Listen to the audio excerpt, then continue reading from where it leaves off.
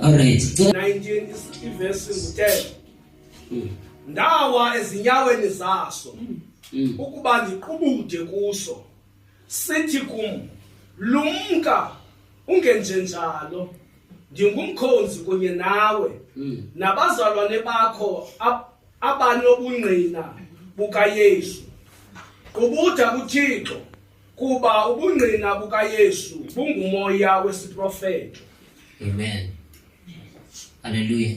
Amen. Neve nayithi nequbuda kuThixo kuba ubungqina bukaYesu bungumoya wesiprofeto. Right. Because that's finding in Numbers number 11 verse number 25 through 29. What Numeri? Yes. Chapter 11 verse 25. Wehla uYehova ngelifu, wathetha kuye, wacaphula kumoya okuye, wawubeka kumadoda amakhulu angamashumi asixhenxe. Yes. Wathi xa wahlulayo umoya phezu kwawo, xa wahlalayo umoya phezu kwawo, yes, aprofeta akaphinda kodwa. Verse 26. Ke kaloku kwasala amadoda amabini emingubeni, igama lenye lingu-Elidade, igama lesibini linguMadade. Wahlala umoya phezu kwawo, aba kwababhalwayo bona, kodwa akaphumanga aye ententeni aprofeta emingubeni. Yeah, cool. Verse 27. Kwagijima umfana waxelela uMoses wathi, yes, Elidade noMedade bayaprofeta emingubeni phaya.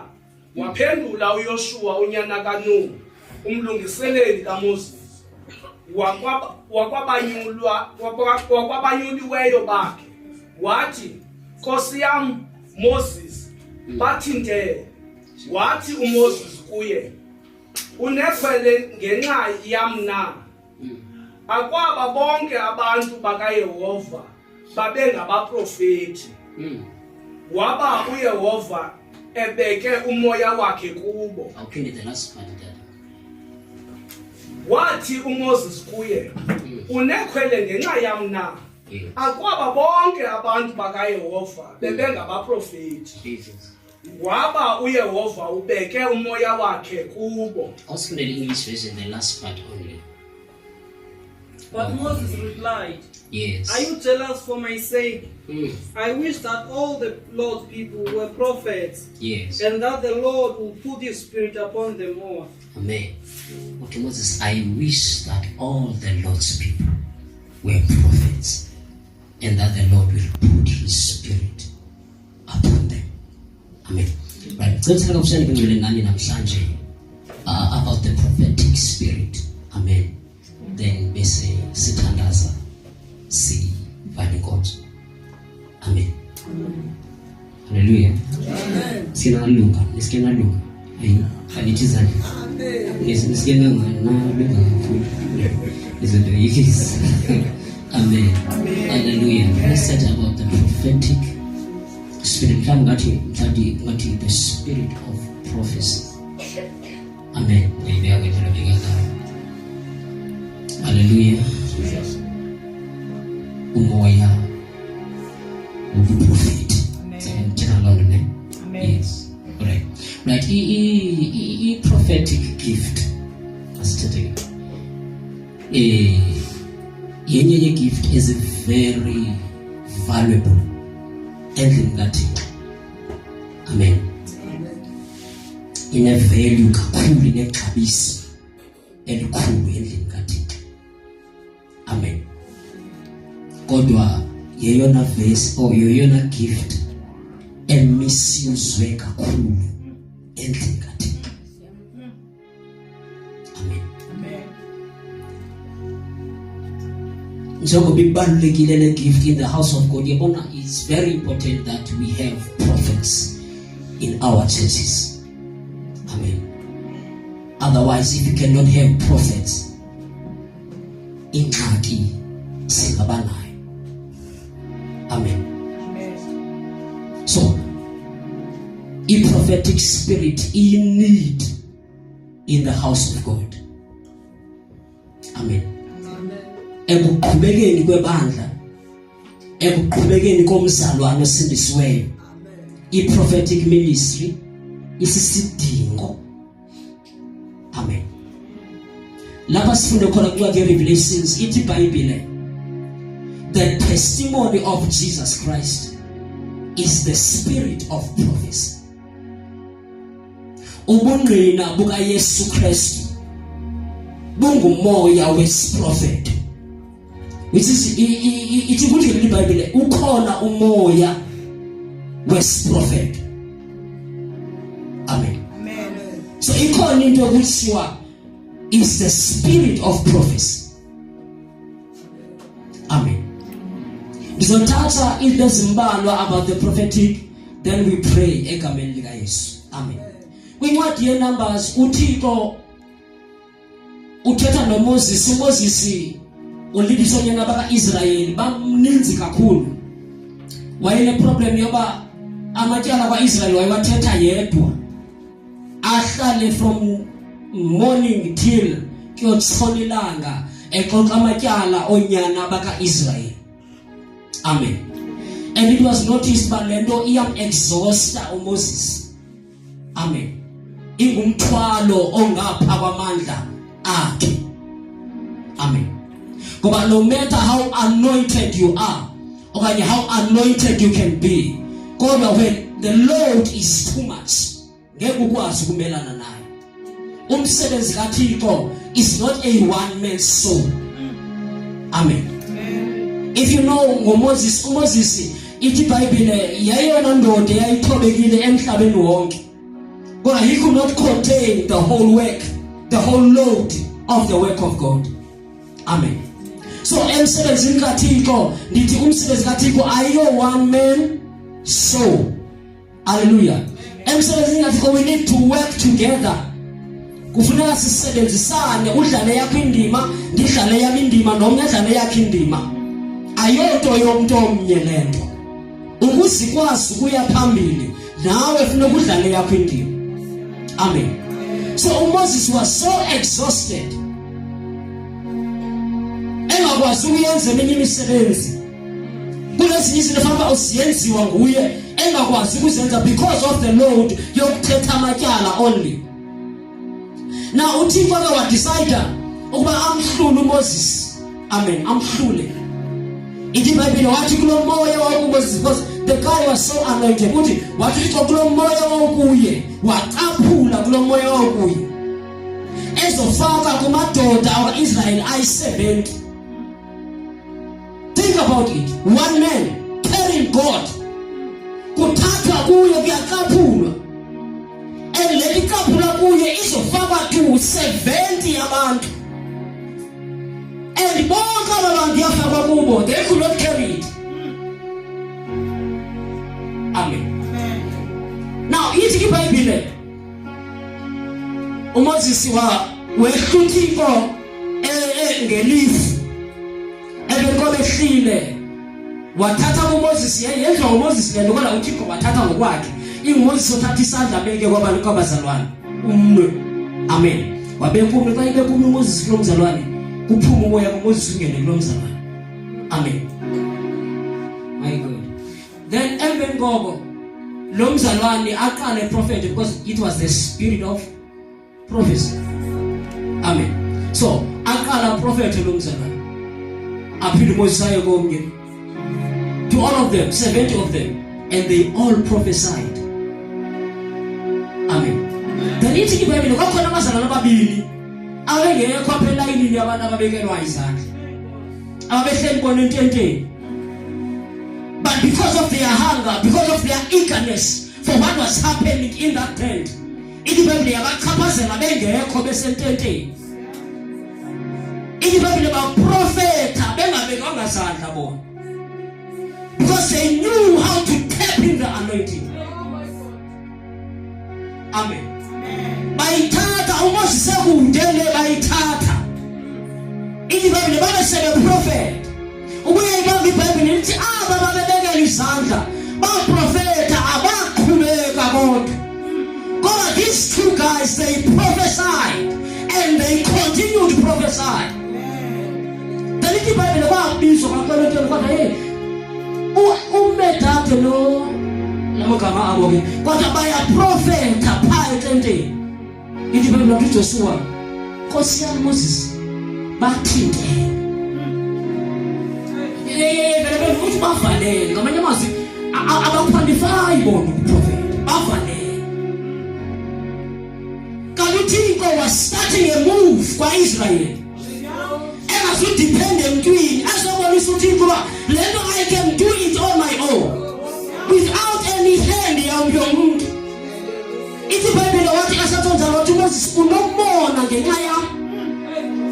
Who didn't get to prophet for Israel?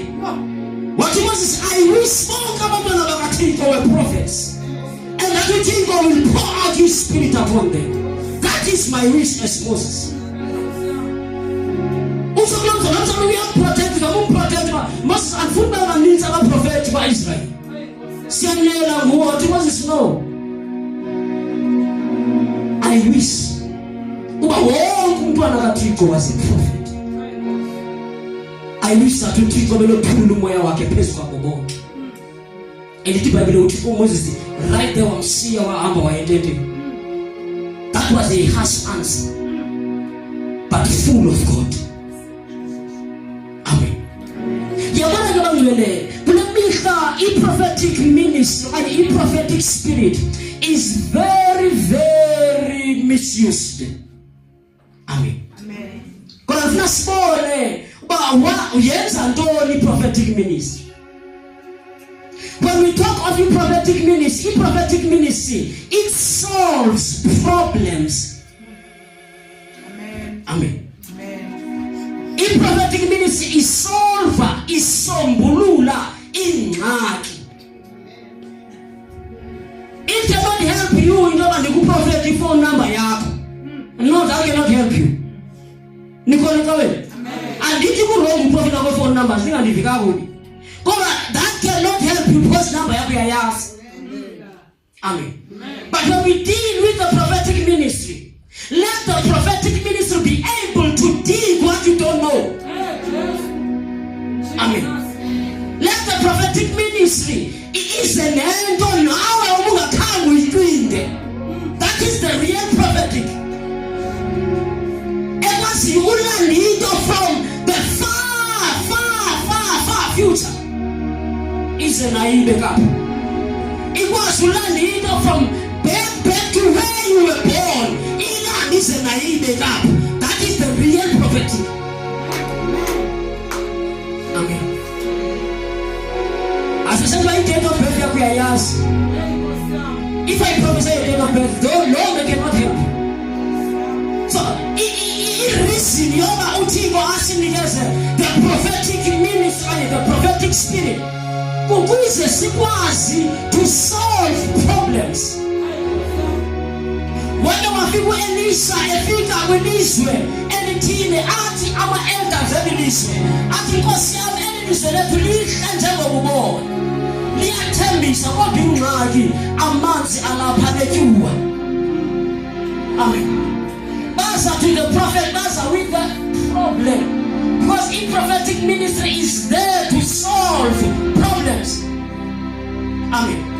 In the Bible, what Elisha is under you. Amen. But when we about this is definitely incorrect. A man's anakiwa, utu Elisha is anakiwa. Uso nyanga manzi anakiwa ngeki. Kama wewe nitane swali, no iswali ni ema shulezi kansa. Ino yaitinge kariki. Then after the seneki, uti forget we bound enter a new bound. Then all the go wambani immediately so long time. That's what the prophetic does. It goes straight to the source of the problem.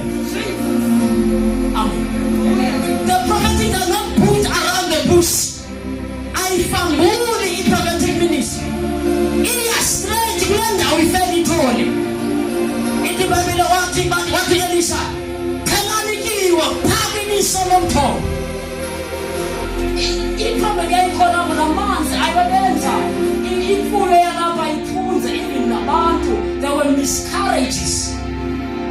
That was the real problem. Problem. Abantu were losing. So the miscarriages because of that water. Yafiki prophetic ministry, yaya straight to the source. Uthi ke ngoku sefikile to the source uthi thus says the Lord, I have healed this water. Never again shall there be any miscarriages. Amen. So in prophetic yaye phaya yaba isolution the problem. So if prophetic ministry cannot solve my problem, that is not the real prophetic ministry. Amen. If prophetic ministry can tell me what noms was on, I know who's woman. Hallelujah. Lord cannot help me. Lord cannot change my situation. But you cannot say it's not God. Amen. God really showed now in prophetic ministry solves problems. Amen. Who's the way in prophetic ministry not becoming problems as solver? Amen. Hallelujah. Number 2, in prophetic ministry, it foretells the future. Ikela inkosi. Amen. Iyakwazi uyithethe into ezakwenzeka ngomso. I-prophetic ministry and i-prophetic spirit. One time uSawule ukhangela idonki ngoba ubusy ukhangela idonki. iBhayibheli bakhangela bangazifumani idonki. Yathi emisebenzi kaSawule ayikhona indoda kaThixo apha endaweni. Ke siye kuyo siyobuza. Ibambelele i-prophetic ministry. It opens anytime. Hallelujah. If you are a prophet of God, amen. A person can come to you.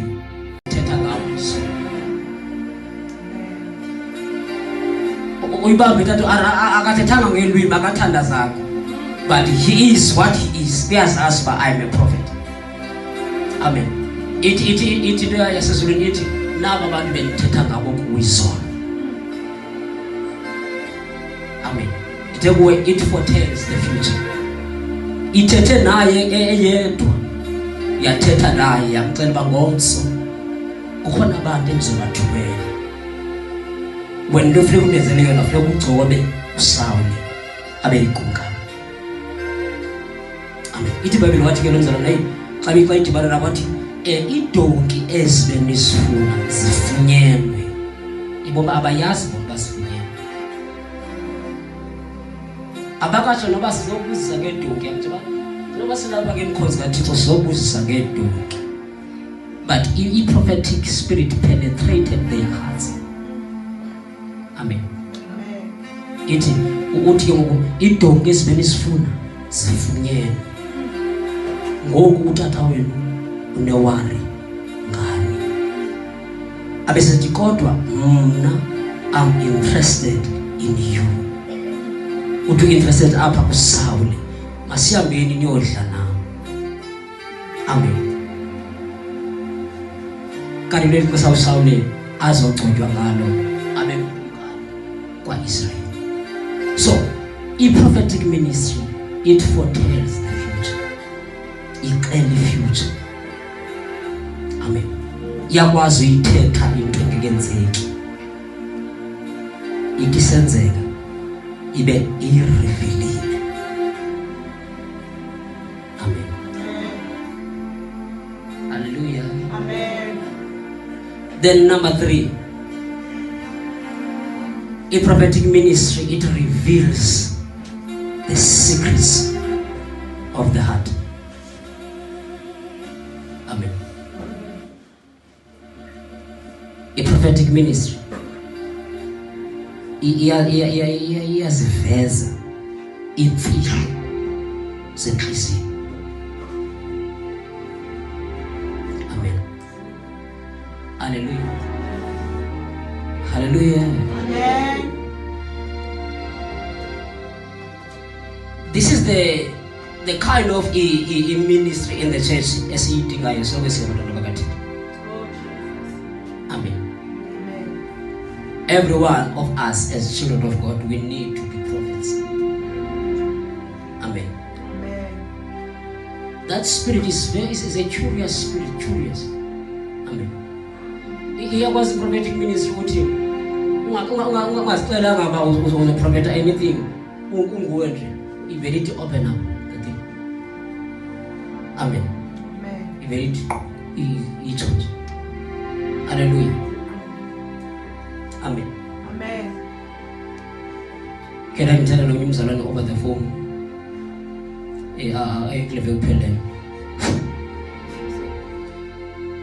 And the thing just opened.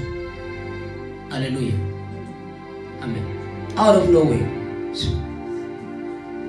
Amen. Hallelujah. Amen. This is the greatest gift, Bazaranba. Believe me. Greatest. Amen. Greatest. You cannot separate the prophetic from prayer. Amen. If you are a prophet who does not pray, you'll be a blunt prophet. Blunt. Amen. If you are a prophet but you don't pray, uzoba blunt. Uzoba buthundu. Ba prophet awuzosuka ba prophet. Kodwa uzoba buthundu. Amen. So, prayer sharpens the prophetic. Amen. Because the reason why it's so kanji is because a prophetic spirit is revealing ngendlela enye. Amen. So when you are a prophet, you need to ask back. It's not the only pattern. It's not the only pattern. There are vast ways which the prophetic can reveal itself. So if una wena ke ngokube ngumuntu or prayerful, because prayer ikwenza ube ready anytime. Amen. Hallelujah. Ube ready anytime to operate. It just opens at any time. Amen. So if umuntu prayer or prayerless, ingathi nobe ivulile kodwa ungaboni ba the thing is opened. Amen. Amen. Hallelujah. Amen. Last thing is sizothandaza.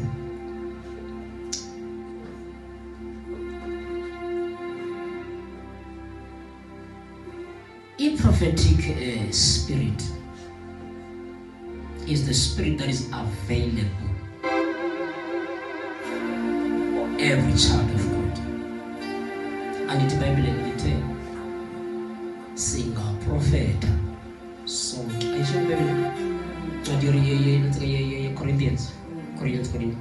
We can all prophesy. Amen. That means the thing is available to all of us. Amen. Hallelujah. Amen. It's available good song. Meaning that nabani in the house of God can be a prophet. Utu Paul kwala bakuncwadi Corinthians uthi zilangazeleleni ne izipho zikamoya andithi nabazalwane abesethi ke ngoku ingakumbi ubani prophet uthi ebandleni bazalwane begcwele bandleni lonke uthi silangazeleleni izinto zikaThixo bazalwane bami yabona lento kulangazelela le iyathetha ithetha in volumes uThixo lento yokulangazelela. Amen. Because even before you pray for the thing, kodwa uba awuyilangazeleli amathuba okuyifumana amba. Kodwa uba uyayilangazelela kuqala, then amathuba okuyifumana maninzi. Amen. Uthi Paul, yilangazeleleni izipho zikamoya. Asikho isipho sikaThixo uThixo angeke akunike sona, asikho. Amen. And ubambe ithi Bible izipho zikaThixo are without repentance. uThixo kayephila ukuphileke. Amen. Hallelujah. Xa ekunikile uThixo ukunikile. Noba ungangayiboni wena mhlawumbe after some time bengathi yaphela, ayipheli. uThixo njengoba wakunika ke akaphinde oxuthe uThixo. Amen. Akasoze uThixo oxuthe into akunike yona ke oxuthe nale wayinika uSathane. Amen. So when uThixo ukuphile lento akuphe yona, kodwa leyenzeka kuyenzeka ngenxa yokunganaki kwakho wena mphiwa, lento iphiweyo ide ingasebenzi ngoba wena awukhathali, wena mphiwa awunaki. Amen. That is why uPaul wathi kuTimothy, Timothy, sikhwezele isipho sikaThixo. Amen. Yebo bayejuthi kaThixo, isipho sona sesikabani? SesikaThixo. Kodwa umkhwezeli ngubani? nguTimothy. So imosi yabazalwane uba baphiwe into nguThixo, basonga izandla, bachoma inyawo phezu kwe-coffee table, basela ikofi, bacinga ukuba yonke into izohamba right. Sisempilweni bazalwane, asikho sefilimini apho, sisempilweni yamanyani. In real life akwenzeki kanjalo. Amen. Ingenzeka lo nto entsomini, hayi ungayenza entsomini usela ikofi yonke into ibe right. Ungayenza entsomini kodwa not apha. Apha emhlabeni sisemfazweni apha. If you don't fight, you will be a victim. Ndiyaphinda ndithi apha emhlabeni sisemfazweni, uba awulwi uzoba lixhoba. Ngoba akuzuyeke kuba ulwiwe ngenxa yokuthi hayi awulwi wena. Uzothi ngongalwiyo ube lixhoba ngoba ulwi. Amen. Ngoba iBhayibhile ibeka clear lento singakafikela kwinsindiso yathi iBhayibhile, umzamo wethu awuzama nenyama negazi, silwa naso iziphathamandla zobumnyama. So sithe sifike insindisweni sabe sesisemfazweni, sifika nje. Uthe ungena nje wabe sewungena eringini. Njengoba usonga izandla, usonga izandla useringini kodwa. Ungasonga ke kawufuna, akunangxaki. Kodwa ndifuna uyazi ba njengoba usongile uphakathi eringini. And azizuyeke izithongo ukuthelwa, zizothelwa. uSathane akakufuni nalapho unyathele khona, noba ngathetha kamnandi athi I love you, uSathane akakufuni kha. Uluchaba lwakho noba ngeze incumile evesele lokugqibela, abubone mandikhumbile, ubone uSathane incumile ngoba ngakhetha uSathane, akakufuni kha. Akazukufuna ke nanini. Into ayifuna ukudestroya, uzele ukuzokudestroya, akuchabalalise, ufe. Into ayifunayo uzabe mnandi kuSathane, ufuna kufe, uzabe amnandela.